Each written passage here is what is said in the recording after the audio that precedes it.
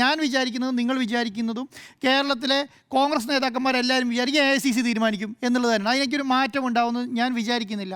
പക്ഷേ കോൺഗ്രസിൻ്റെ അധികാരത്തിൻ്റെ ഭാഗമായി കഴിഞ്ഞാൽ എവിടെയാണോ അധികാരം, ആരുടെ കയ്യിലാണോ അധികാരം ഉണ്ടാകുക, അവിടേക്ക് എല്ലാ നേതാക്കന്മാരും ചുരുങ്ങുന്നതാണ് എക്കാലവും കണ്ടിട്ടുള്ളത്.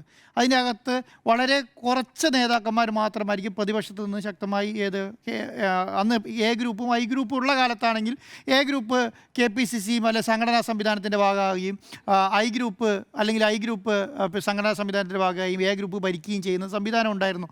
അപ്പോൾ ആ സമയത്ത് രണ്ടായി നിൽക്കുകയും എന്തുണ്ടെങ്കിലും പ്രതിപക്ഷത്തെ പോലെയാണ്.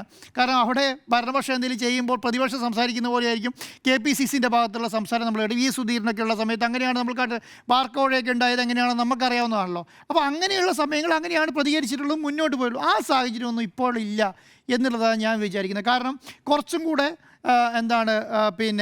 അധികാരത്തിൻ്റെ ഭാഗമാകുന്ന നേതാക്കന്മാരെയാണ് നമ്മൾ അടുത്ത കാലത്തായി കോൺഗ്രസിൽ കണ്ടുവരുന്നതും. അധികാരത്തിന് വേണ്ടിയിട്ട് എല്ലാവരുടെ കൂടെയും സമം ചേരുന്ന ശൈലിയാണ് കോൺഗ്രസിൽ ഇപ്പോൾ അടുത്ത കാലത്തായി കണ്ടുവരുന്നത്. അപ്പോൾ അതിനകത്ത് ഒരു മാറ്റവും ഉണ്ടാവും എന്നുള്ളത് ഞാൻ വിചാരിക്കുന്നില്ല. ആ ശൈലിയിലേക്ക് ഒരു മാറ്റം അടുത്ത കാലത്ത് പെട്ടെന്നൊന്നും ഇനി കോൺഗ്രസ് വരാൻ പോകുന്നില്ല. അതുകൊണ്ട് നാളെ വരുന്ന AICCൻ്റെ തീരുമാനം, നാളെ വരുന്ന നിരീക്ഷകരുടെ തീരുമാനം തിരിച്ച് ഡൽഹിയിൽ ചെന്ന് പറഞ്ഞ് അടുത്ത ദിവസം ഇവിടുത്തെയുള്ള കേരളത്തിലെ പ്രധാനപ്പെട്ട നേതാക്കന്മാരെയൊക്കെ ഡൽഹിയിലേക്ക് വിളിക്കും. രമേശ് ചെന്നിത്തലയെ വിളിപ്പിക്കും, VD സതീശനെ വിളിപ്പിക്കും, KC വേണുഗോപാലിനെ വിളിപ്പിക്കും, ഇവിടുന്ന് പ്രധാനപ്പെട്ട നേതാക്കന്മാരെ വിളിപ്പിക്കും. എന്നിട്ട് ഇവരോട് ചർച്ച നടത്തിയിട്ട് ഒരാളുടെ പേര് അവിടെ പ്രഖ്യാപിക്കും. അഭിപ്രായ വ്യത്യാസത്തോടെ ഒരു അഭിപ്രായ വ്യത്യാസം ചിലപ്പോൾ പ്രകടമാക്കും, ചിലപ്പോൾ പ്രകടമാക്കില്ല, ചിലപ്പോൾ ഞാൻ മാറി നിൽക്കുമെന്ന് പറയും, ചിലപ്പോൾ മാറി നിൽക്കില്ല എന്ന് പറയും. അതൊക്കെ നമുക്ക് കാത്തിരുന്ന് കാണാം. കോൺഗ്രസ് ആയതുകൊണ്ട് ഏത് രീതിയിലാണ് അതൊക്കെ കൈകാര്യം ചെയ്യുന്നത് നമുക്കറിയാൻ കഴിയത്തില്ല.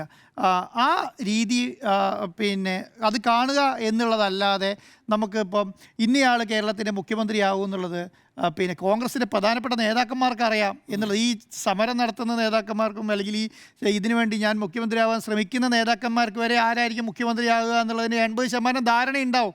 പക്ഷേ എങ്കിലും ഒരു ഫൈനൽ ശ്രമം എന്നുള്ള നിലയിലേക്ക് അവർ ശ്രമം നടത്തുന്നു എന്നുള്ളത് മാത്രം. അതിനേക്കാൾ അപ്പുറം അതിനെ കാണേണ്ടതില്ല.